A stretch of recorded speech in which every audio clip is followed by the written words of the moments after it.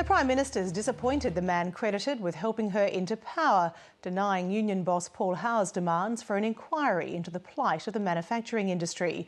The rebuff has taken unions by surprise as more details emerge of the manoeuvring that led to them backing Julia Gillard into the lodge at the expense of Kevin Rudd. Political correspondent Tom Eagleton has more from Canberra.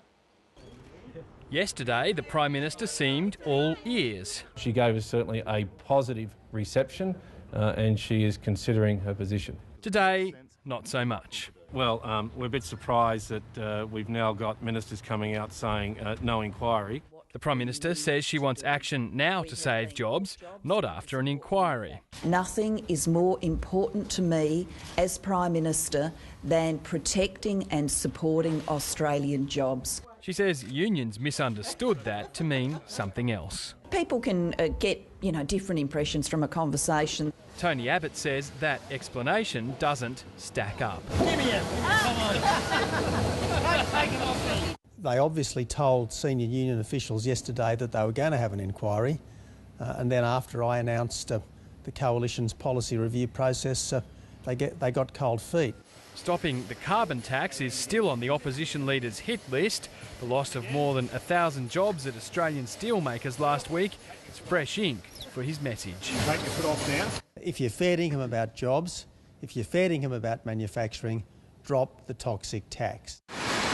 But a new report from the Grattan Institute says the carbon tax package will actually help support jobs in the steel industry. What has been proposed is actually more than 100% of the impact of a carbon price. So the steel industry will be better off as a result of this package than it would have been if there hadn't been a carbon price in the first place. The Prime Minister says the carbon tax won't cost Australia its valuable industries. We will still see people getting jobs, they'll be making steel, they'll be mining coal, they'll be doing all of those things that happen now in our economy. The steelworker job losses are testing the courage of both leaders' economic convictions. Tony Abbott says he's against protectionism, but he's sounding more and more like a protectionist by the day. Julia Gillard, meanwhile, says the carbon tax is the centrepiece of her economic reforms. The opposition leader's economic beliefs are set to be put further to the test after his former boss tonight threw down the gauntlet on industrial relations. John Howard's Work Choices package ultimately helped Labor sweep him from power and introduce more worker-friendly reforms. At some point, this country has to wind back the re-regulation of the labour market.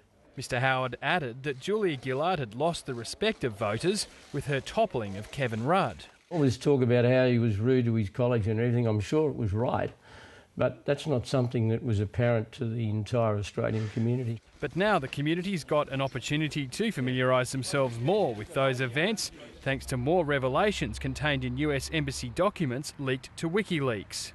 Labor insiders told US officials in December 2009 Mr Rudd wielded almost total control over a subservient caucus. However, power brokers confide the factions will assert themselves when Rudd's popularity wanes, the cable says. 6 months later, after more chats with Labor power brokers, the embassy estimated, at present the question of a successor to Rudd is probably 2 elections away. It was more like 2 weeks. A possible successor to Julia Gillard, Bill Shorten, is the subject of a third cable after he presented at the US consulate in Melbourne, quoting Martin Luther King Jr. Shorten, who is somewhat rumpled in appearance, prefers to get down to business quickly in meetings, the cable says. Shorten struck us as highly ambitious but willing to wait, at least for a while, for his moment in the sun. There was no prediction this time on the time period. Tom Eagleton, Late Line.